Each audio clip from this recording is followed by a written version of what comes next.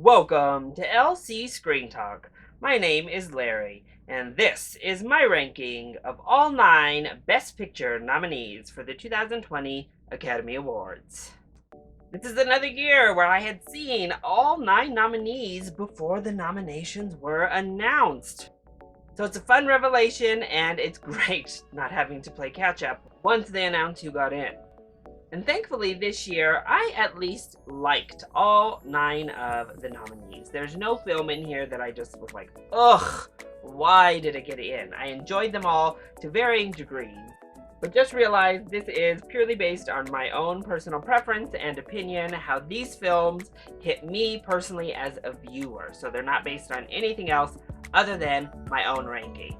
And I know it's sure to be quite an unpopular one. So strap in, baby.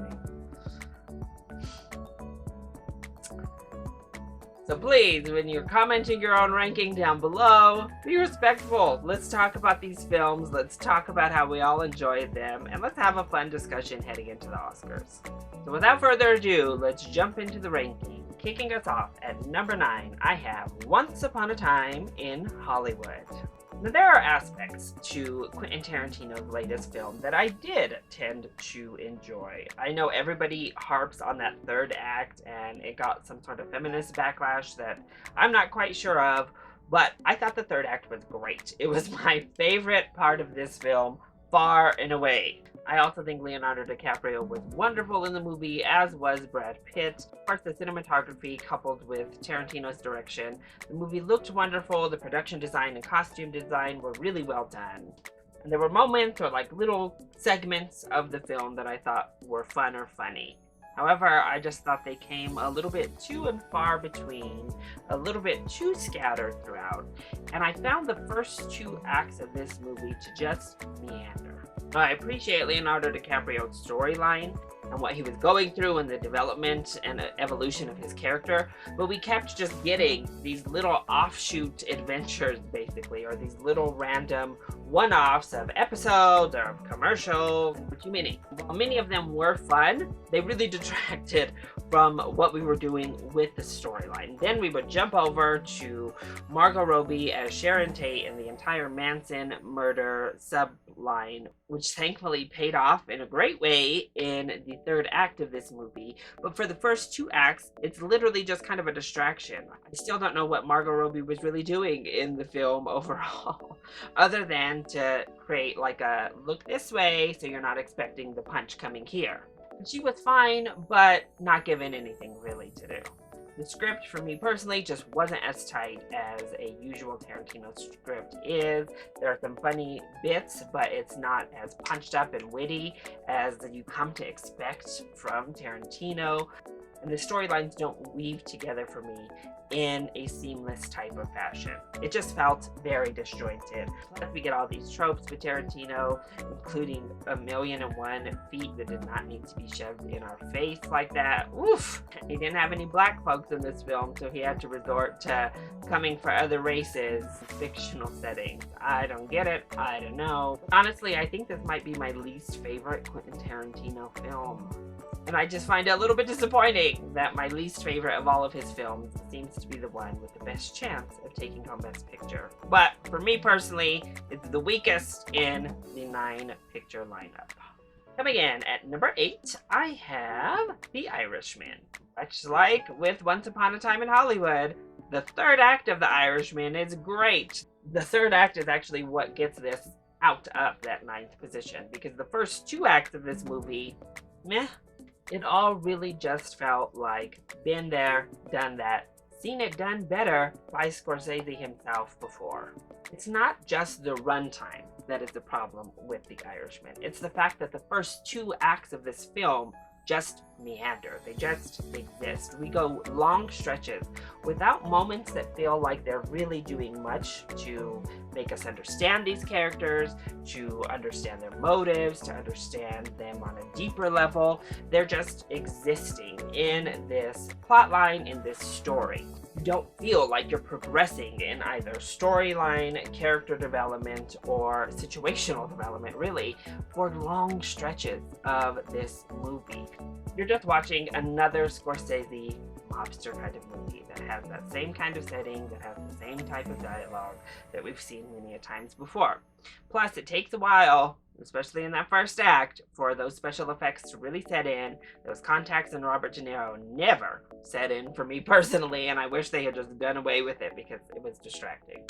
Thankfully, the third act of this movie really develops the typical mobster film. Thankfully, we get some sort of consequences in a mob movie, that all the cool action-y shoot-em-ups have consequences. So I did really like that third act. I wish actually the movie had focused more on the third act and that had been a larger portion of this film, but it is what it is.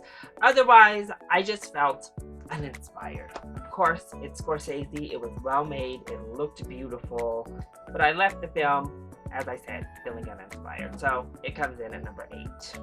At number 7, I have Marriage Story. In many ways, these bottom 3 are films that I feel all have one thing in common. To a certain extent, I can appreciate the craftsmanship, I can appreciate the filmmaking. They just don't quite resonate with me personally. And that's pretty much where I was when it came to Marriage Story. Now, everybody says if you're a kid from a divorced family, this is really going to get you. And if you're not, that's probably why you're not connecting with it. Well, I'm technically not a kid from a divorced family because my parents never actually got married, but I did have to sit through a pretty rough custody battle when I was pretty young, and it was something that definitely has stuck with me, with some images and scenarios that I don't know that I'll ever forget. And yet here I am, feeling pretty unmoved. And I don't know, just unconnected with Marriage Story. The good, the positives certainly are Adam Driver and Scarlett Johansson with wonderful performances, probably career best performances from each of them. Their story, their interactions are the best part of this film. That grounded reality with them and their son, the actual family dynamic as they continue to grow apart is the best part of what this movie does. The dialogue and the screenwriting is also very good. I think the dialogue portions of the script are the highlight of the entire thing. But the score is also really good.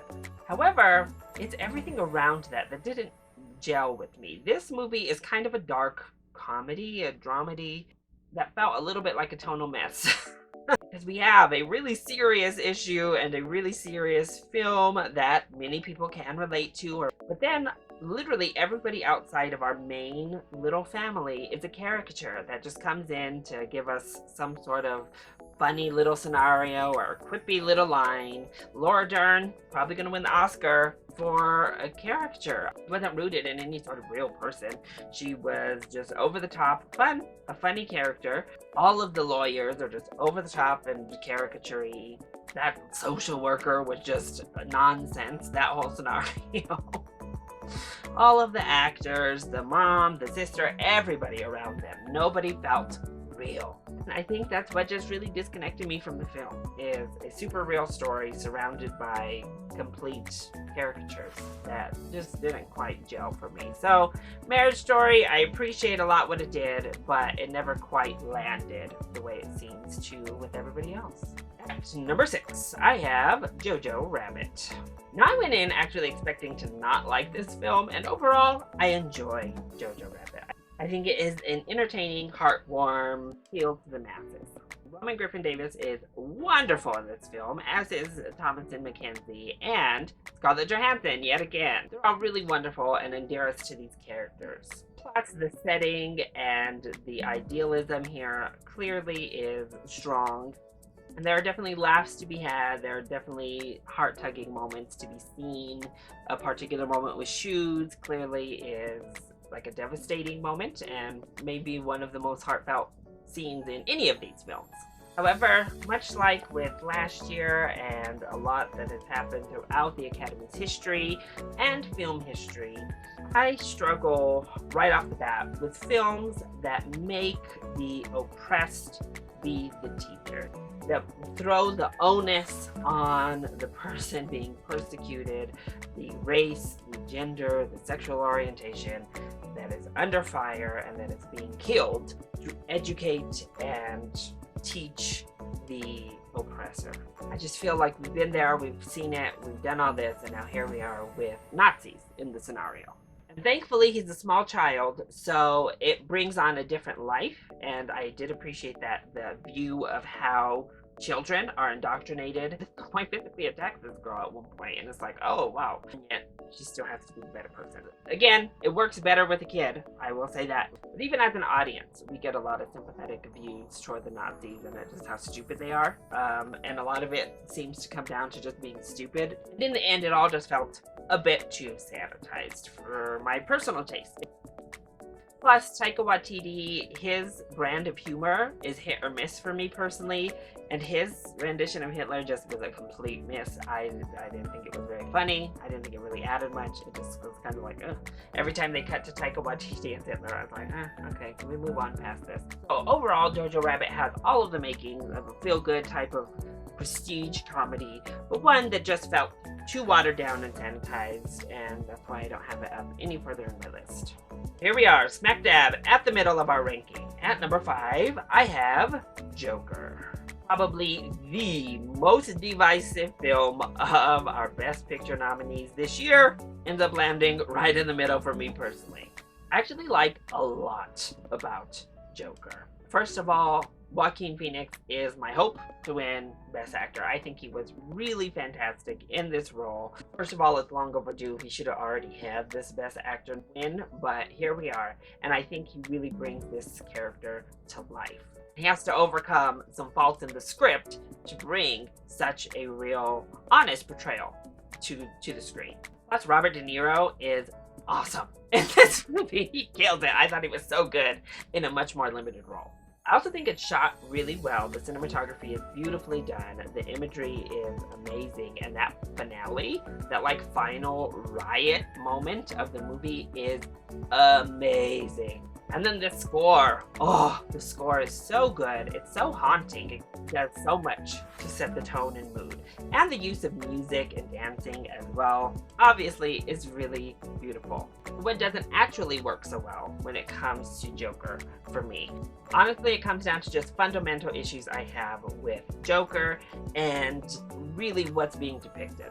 My biggest issue is this depiction, yet again, of mental illness and what this film has to say about mental illness and the painting of people with mental illness. First of all, the entire illness Joker is given, the way it's handled is very questionable. But two, again, the end message of mass killers having mental illness and that stereotype just being perpetuated, when to some extent you could argue you have to have some sort of mental illness to kill people. But that's the problem, is this film also doesn't know what it's really saying. Is it saying something about mental illness leading to this behavior, or is it sympathizing with people that even if you don't have mental illness, others can push you to the point where you become this sort of mass murderer villain? The message is not clear. It doesn't nail down what it's trying to say, and it ends up feeling very confused by the end. Obviously, it has high similarities to some Scorsese films,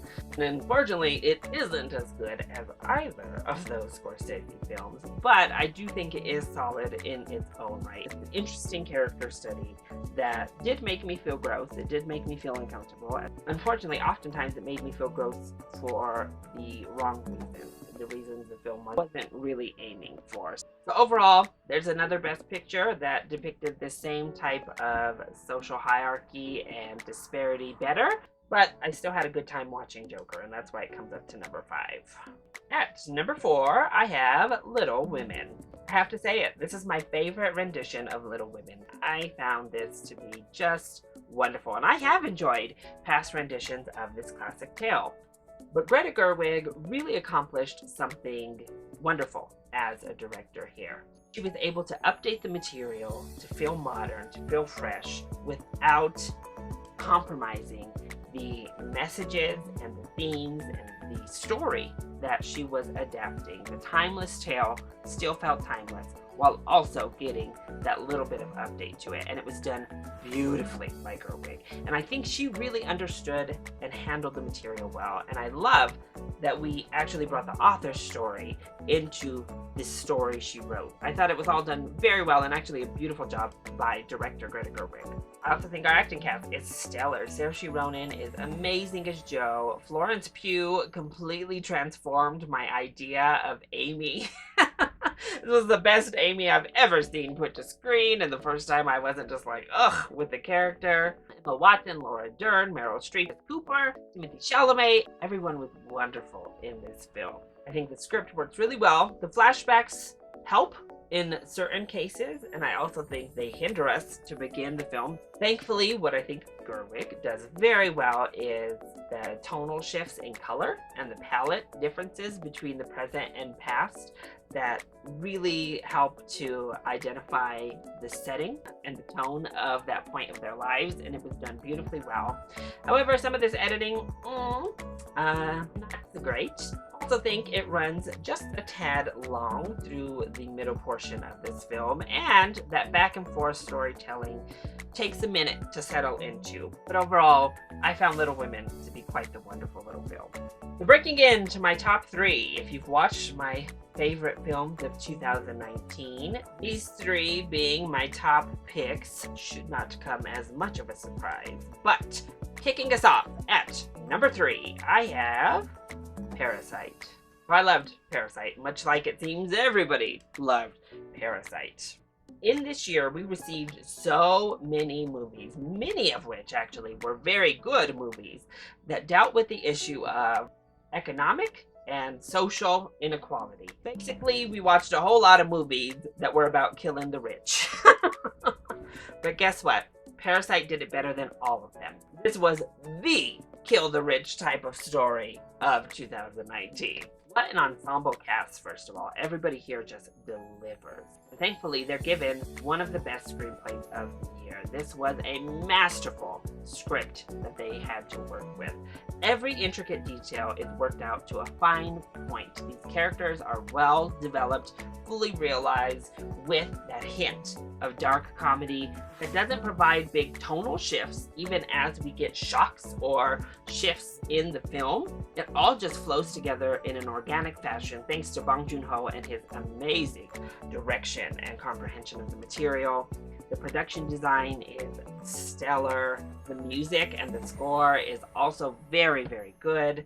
Really, I think Parasite does virtually everything right. It's an entertaining, funny film that will get you in the twists and in the turns, have you thinking about it days and days and days after viewing.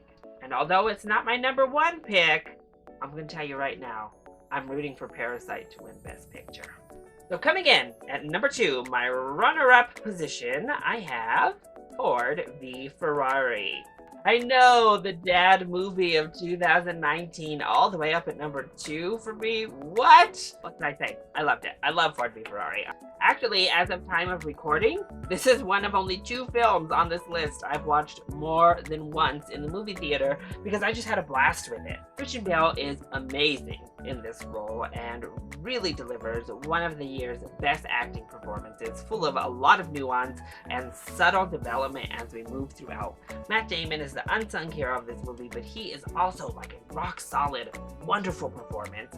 And they're given an amazing script. I think that the screenplay for Ford v Ferrari has unjustly gone overlooked and underpraised throughout this award season discussion because it's a really well done screenplay that has wonderful moments and builds these 2 characters and this one friendship in a really meaningful and organic way. Plus, the direction by James Mangold is just off the charts. It's amazing. These racing scenes are the most visceral, amazing, heart-racing moments in cinema for 2019. They are beautifully executed in ways that no other film has ever been able to accomplish. Plus, the cinematography is absolutely stunning in this film. It's one of the most beautiful looking movies of 2019. The costuming and production design is also really well done, and it's entertaining. Yes, this movie hits on a lot of common story beats. It feels familiar when looking at it from just a bare bones analysis.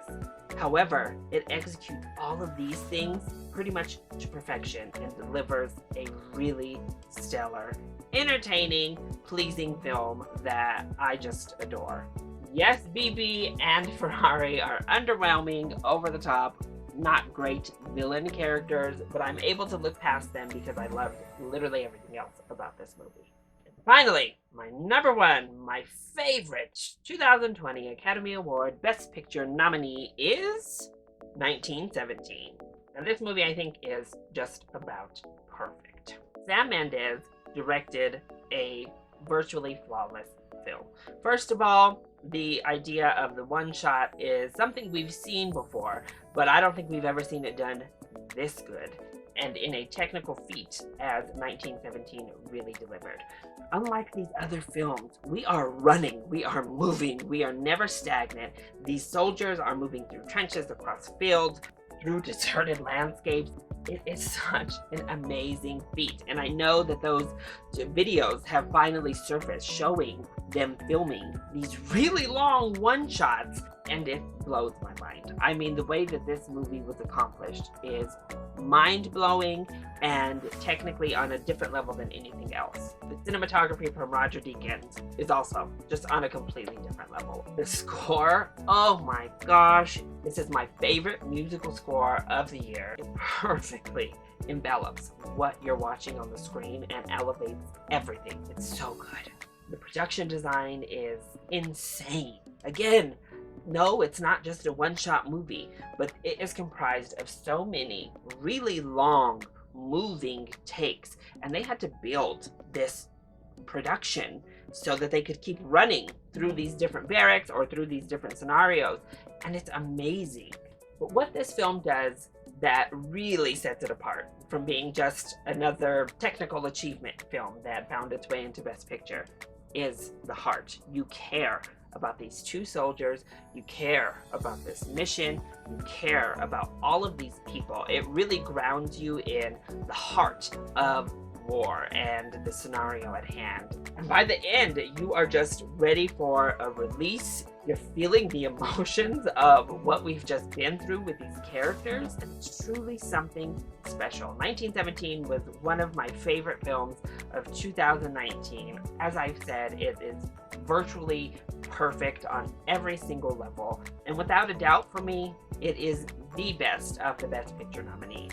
So that's it. That is my ranking of the 9 Best Picture nominees for the 2020 Academy Awards. What did you think of how I ranked these films? And more importantly, I want to hear your ranking of the 9 Best Picture nominees. Which one is your favorite? Let me know either in the comment section down below, or you can hit me up on Twitter. And if you like this video, make sure to hit that like button down below and subscribe to the channel so you are always up to date on my latest content, including all of the awards coverage as we head towards the big night.